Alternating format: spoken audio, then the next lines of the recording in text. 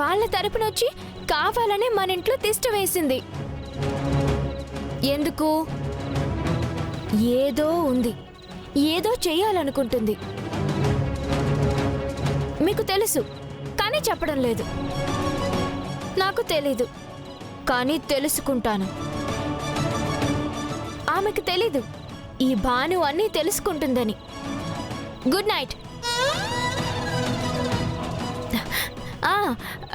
కలలోకి దేవయాని వచ్చి మిమ్మల్ని ఏదైనా అంటే నన్ను పిలవండి, నేను చూసుకుంటా.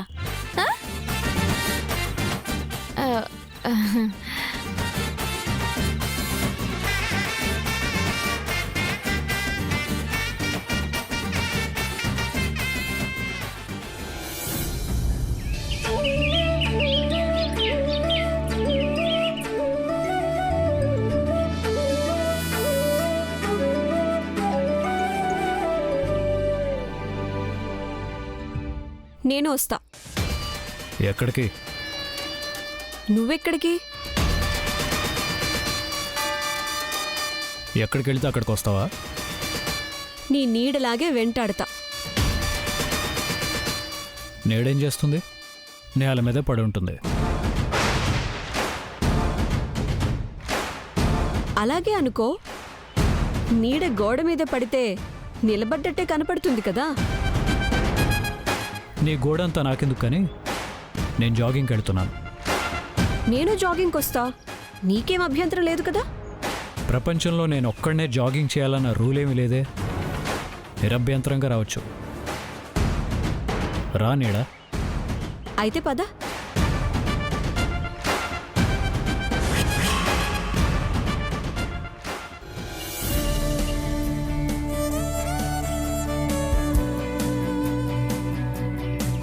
జాగింగ్ ఎందుకు చేస్తారో తెలుసా ఏజయ్? నాకెన్ని తెలిస్తే ఉందిలే కానీ నీకేం తెలుసో చెప్పు. ఇలా మనం రోజు పరిగెత్తడం అలవాటు చేసుకుంటే రేపు పారిపోవడానికి ఈజీగా ఉంటుంది.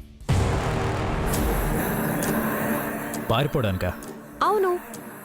సమస్యల నుంచి పారిపోవడానికి, కష్టాల నుంచి పారిపోవడానికి, కన్నీళ్ల నుంచి పారిపోవడానికి, బాధల నుంచి పారిపోవడానికి ఈజీగా ఉంటుంది.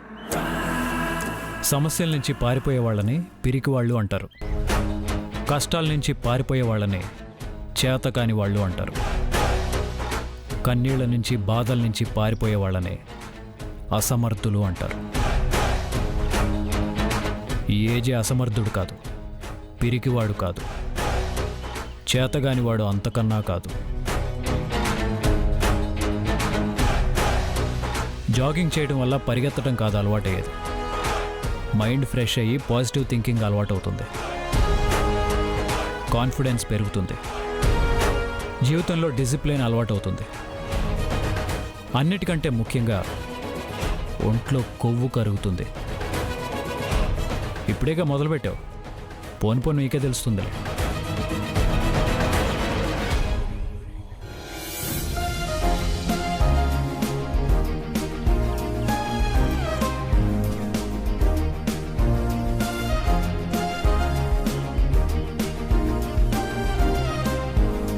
ఏమైంది? నువ్వు స్పీడ్గా వెళ్తున్నావు. నేను చేసేది జాగింగ్. స్లోగా వెళ్ళే పని అయితే ఇంటి కాంపౌండ్లోనే తిరగొచ్చు కదా. నువ్వు కావాలని నన్ను వెనుక పడేస్తున్నావు. నువ్వు నాతో పోటీ పడితే ఎప్పటికీ నన్ను చేరుకోలేవు. ఇలాగే వెనకబడిపోతూ ఉంటావు. అన్నయ్య అన్నయ్య అన్నయ్య వద్దన్నయ్య, అన్నయ్య వద్దన్నయ్య, అన్నయ్య ఆగన్నయ్య, నీకు దండం పెడతా అన్నయ్య. నువ్వు కూడా లేకపోతే నేను అనాథనైపోతే అన్నయ్య. వద్దన్నయ్య. నేను బ్రతికి లాభం లేదు. చేస్తే నీ బాధలు పోతాయి. నా నాపకమ్మా, వదులమ్మా, వదులు, వదులు, వదులమ్మా, వదులు. ఏంటిది? మా అన్నయ్య సార్ పురుగుల మందు తాగుతా అంటున్నాడు. ఆపడం నా వల్ల కావట్లేదు. వదులు.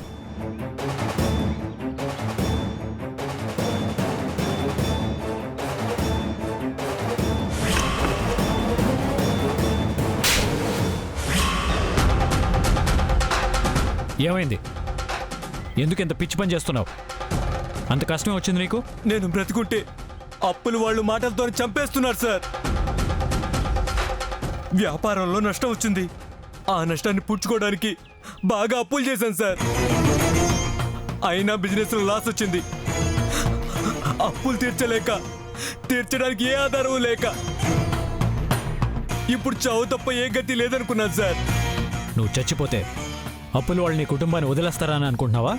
నాకు అన్నయ్యకు నేను తప్ప మాకు ఎవరు లేరు సార్. ఇప్పుడు అన్నయ్య కూడా లేకపోతే నేను అనాథనైపోతాను సార్. చూసావా, ఈ ప్రపంచంలో ఎవరు లేకపోయినా నువ్వు ఒక్కడివే ఉన్నావన్న ధైర్యంతో బతుకుతుంది నీ చెల్లెలు. ఆమెను ఎవరూ లేని అనాథం చేస్తే ఈ లోకంలో ఒంటరిగా ఎలా బతుకుతుంది అనుకున్నావు?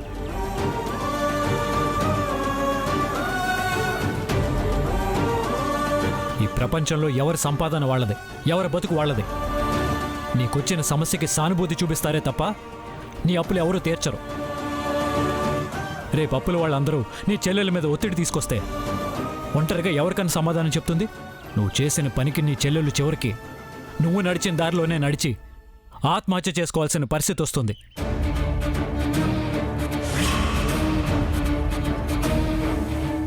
నువ్వు చస్తే నేను కాటికి పంపడానికి కనీసం నీ చెల్లెలైనా ఉంది. కానీ నీ చెల్లెలు అనాశవంగా మారుతుంది.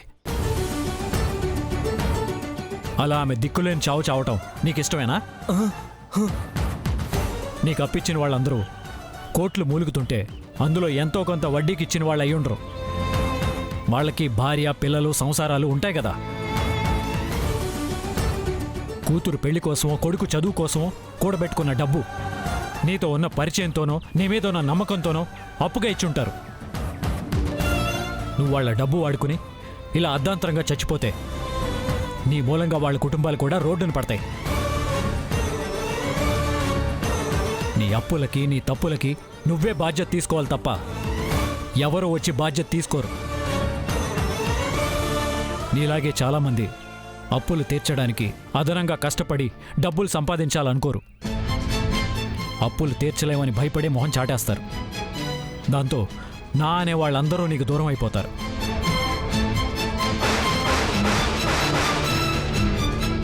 నిన్ను నమ్మి నీకు డబ్బులిచ్చిన వాళ్ళందరినీ నువ్వే శత్రువులుగా మార్చుకుంటున్నావు. అలా కాదు. మనం బాధలో ఉన్నప్పుడు సమస్యకి పరిష్కారం దొరకదనిపిస్తుంది. కాస్త నిదానంగా ఆలోచించి చూస్తే ప్రతి సమస్యకి పరిష్కారం దొరుకుతుంది. ఆలోచించు. నీ చెల్లికి అన్నగా అండగా ఉండు. పిరికి వాళ్ళ సమస్యల నుంచి పారిపోయి ఆమెను అనాథగా మార్చకు. ఇంట్లోకి తీసుకెళ్ళి కాస్త కనిపెట్టుండమ్మా. అలాగే సార్. రా అన్నయ్య.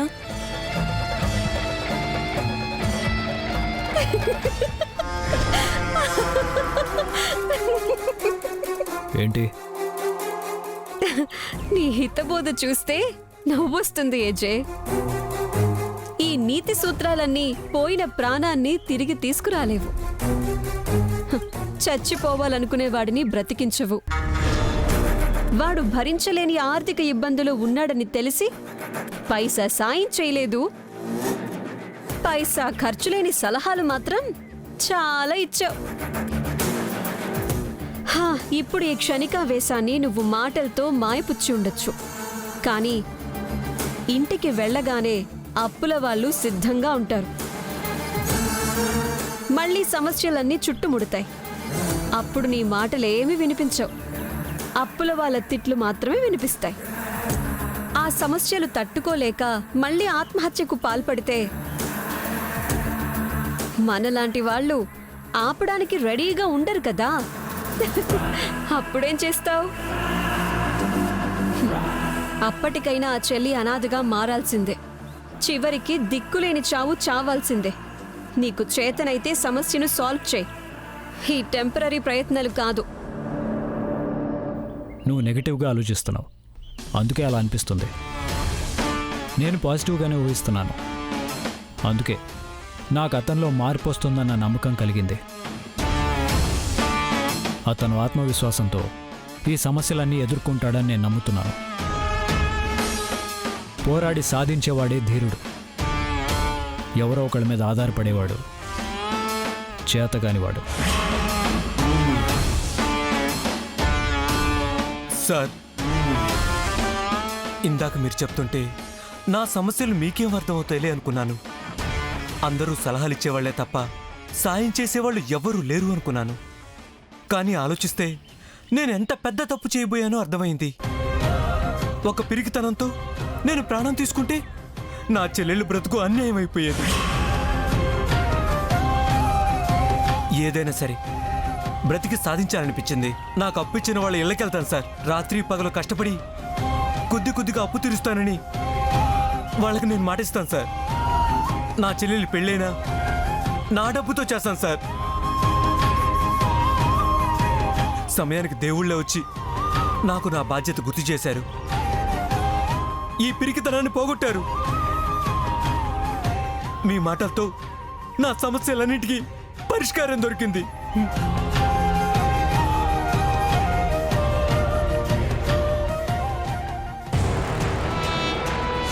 విన్నావా?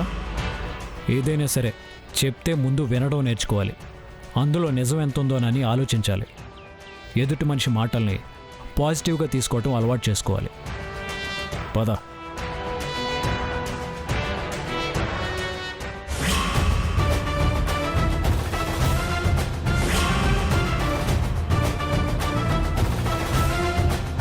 మీరు జాగింగ్ పూర్తి కాగానే బాటిల్ నీళ్ళు తాగేస్తారు. ఇంత పొద్దునే షాపులు తెరిచి ఉండవని నేనే తీసుకొచ్చాను.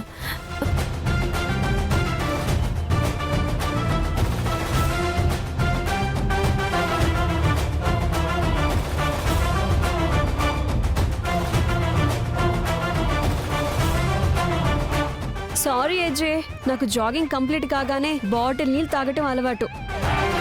నీకుంచటం మర్చిపోయాను. సారీ. అలాగా? మొత్తానికి మా ఏజే నీ చేత ఇన్ని నీళ్లు తాగించారన్నమాట. ఇకనైనా ఏజే దగ్గర జాగ్రత్తగా ఉండడం నేర్చుకో. అదే జాగింగ్లో పోటీ పడితే అలసట, ఆయాసం, దాహం తప్ప లాభం ఏమీ ఉండదు. మీ ఆవిడ కూడా నీలాగే ఉచిత సలహాలు ఇస్తోంది. ఉచితంగానే కదా, పైసా ఖర్చు లేకుండా ఎవరైనా ఉచితంగా సలహాలు ఇస్తే పాటిస్తే పోలా? నీ సొమ్మేం పోదు కదా. కరెక్ట్గా చెప్పారు. సలహాలు తీసుకొని వాళ్ళు, ఎదుటి వాళ్ళ మంచి మాటల్ని పట్టించుకొని వాళ్ళు చివరికి ఎంతో నష్టపోవడం నాకు తెలుసు. నువ్వు బాటిల్ నీళ్ళిచ్చి సముద్రమంత తత్వబోధ చెయ్యకు బాను. మీ రుణం ఉంచుకోనులే. ఏజే చేత ఇంతకన్నా ట్రిబుల్ అంటే 3 చెరువుల నీళ్లు తాగిస్తాను. మంచిది, ఓ గుణపం తెప్పిస్తాను. దేనికి? 3 చెరువులు తవ్వాలి కదా.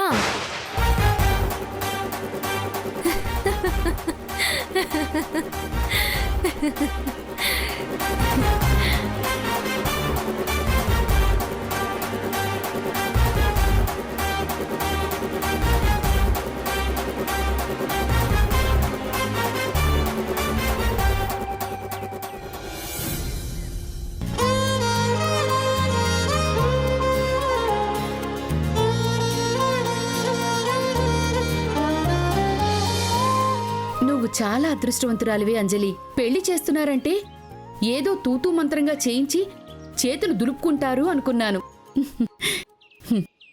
ఏజే హోదాకి తగ్గట్టుగా అన్నీ చేస్తున్నారు. ఈ చీరని చూడు. మీ నాన్నైతే ఈ ఒక్క చీర ఖరీదుతో మొత్తం పెళ్లి బట్టలన్నీ తీసుకుందామనేవాడు. అవునమ్మా, ఈ ఒక్క చీర ఖరీదుతో నాన్న పెళ్లి బట్టలన్నీ తీసుకుందామనేవాడు. ఇప్పుడు నాన్న పరిస్థితి ఏం బాలేదు, అది నీకు తెలుసు. తెలిసి కూడా ప్రతి విషయంలో ఏజేతో పోల్చి నాన్న తక్కువ చేయకమ్మా. ఇదైతే నువ్వు తెచ్చేవాడివా, అదైతే నువ్వు కొనేవాడివా అని కించపరిచినట్టు మాట్లాడుకు. నాన్న మనసు చివుక్కుమంటుందమ్మా. ఏ తండ్రి మాత్రం తన కూతురు పెళ్లి తన చేతుల మీదుగా జరపాలని కోరుకోడు. అప్పులు పాలైనా సరే ఏ లోటో లేకుండా ఘనంగా పెళ్లి చేయాలనుకుంటాడు. కాస్త ఓపిక పడితే నాన్న ఈ ఇల్లు కూడా అమ్మేసి నా పెళ్లి చేసి ఉండేవాడు కదా. నేనిప్పుడేమన్నానే? మీ నాన్న పరిస్థితి నాకు మాత్రం తెలీదా? ఇవన్నీ చూసేసరికి కళ్ళు బైర్లు కమ్మి ఏదో అన్నానులే, వదిలే. నువ్వు నా గురించి, నా అదృష్టం గురించి సంతోషపడుతున్నావు. నేను నాన్న అక్క గురించి, అక్క కాపురం గురించి బాధపడుతున్నావు. నిజానికి ఇదంతా నా అదృష్టం కాదమ్మా, అక్క దురదృష్టం. అక్క దురదృష్టమే మనకిలా కలిసొచ్చింది. దాని కర్మ ఏంటంటే దాని పెళ్లికి తన జీవితమే బలైపోయింది, నా పెళ్లికి తన జీవితమే బలైపోయింది. నిజమేనే, కానీ ఆ ఏజీ వినేలా లేడు కదా. నీ పెళ్లికి ఆయన మీద ఆధారపడ్డవాళ్ళం. ఆయన్ని మందలించి కాపురం సరిగ్గా చేసుకో అని చెప్పలేం కదా. దేవుళ్లాంటి ఏజే మనసు ఆ దేవుడే మార్చాలి. హలో ఏజే గారు. హలో, రా కూర్చో.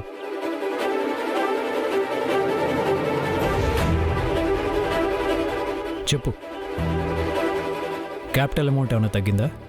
మీరు తప్పుగా అనుకోనంటే ఒక మాట చెప్పాలని వచ్చాను.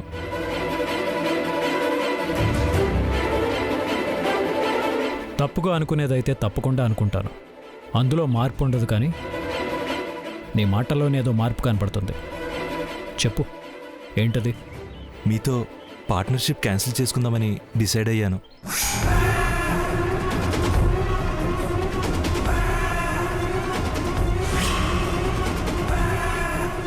అంటే ఈ రెస్టారెంట్ నేనే సొంతంగా స్టార్ట్ చేయాలనుకుంటున్నాను.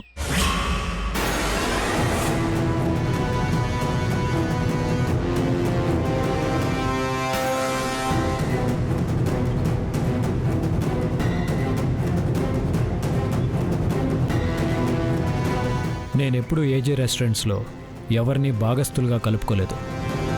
మంచి సెంటర్లో మీకు స్థలం ఉంది కాబట్టి పార్ట్నర్షిప్ ఒప్పుకున్నాను. ప్లాన్ ఇచ్చింది నేను, అన్నీ సెట్ చేసింది నేను. స్థలం మీది కాబట్టి నువ్వు సింపుల్గా తప్పుకోవాలనుకుంటున్నావు. సడన్గా ఎందుకు ఇలాంటి నిర్ణయం తీసుకున్నావో తెలుసుకోవచ్చా? ఇంతకన్నా మంచి ఆఫర్ వచ్చింది. మీరంటే ఆల్రెడీ ఎదిగిపోయారు. నాకు ఇది మంచి అవకాశం, వదులుకోలేక. మంచి ఆఫర్ అయితే వెల్ అండ్ గుడ్, నాకేమీ అభ్యంతరం లేదు. అగ్రిమెంట్ క్యాన్సిల్ చేసే ముందు అడ్వాన్స్ వెనక్కి చేయాలి. నేను నా విలువైన టైంలో 3 రోజులు నీ కోసం వేస్ట్ చేశాను. ఇక 3 నిమిషాలు కూడా వేస్ట్ చేయకుండా బయలుదేరండి. All the best.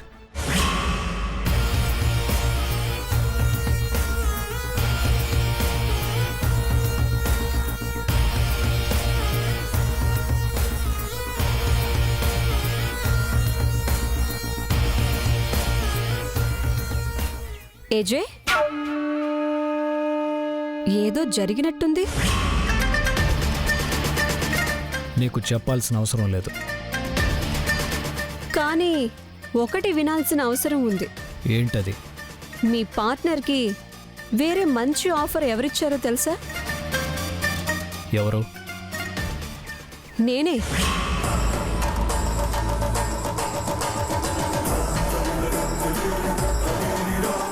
అతన్ని పక్కకు తప్పుకోమని సలహా ఇచ్చింది, బెస్ట్ ఆఫర్ ఇచ్చింది నేనే.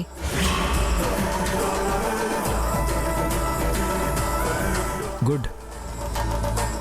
ఇది ఇక్కడితో ఆగిపోదు, చైన్ లింకులా కొనసాగుతూనే ఉంటుంది. నిన్నిలా ఒక్కో మెట్టు దించుతూ వెళ్తూ ఒక్కో మెట్టు నేనెదుగుతాను. నా ఫ్యామిలీని నిలబెట్టినట్టే నిన్ను, నీ ఫ్యామిలీని నడి రోడ్డు మీద నిలబెడతాను. ఈ చర్య మీద నీ రియాక్షన్ ఏంటో చెప్పలేదు ఏజే? నువ్వు మెట్లు దించటానికి నేనెక్కింది ఎస్కలేటర్ కాదు. నువ్వు నిలబడినవే జారుడు మెట్లు. అయినా సరే నా మీద కోపంతోనైనా నువ్వు ఎదుగుతాను అంటున్నావు. సంతోషం.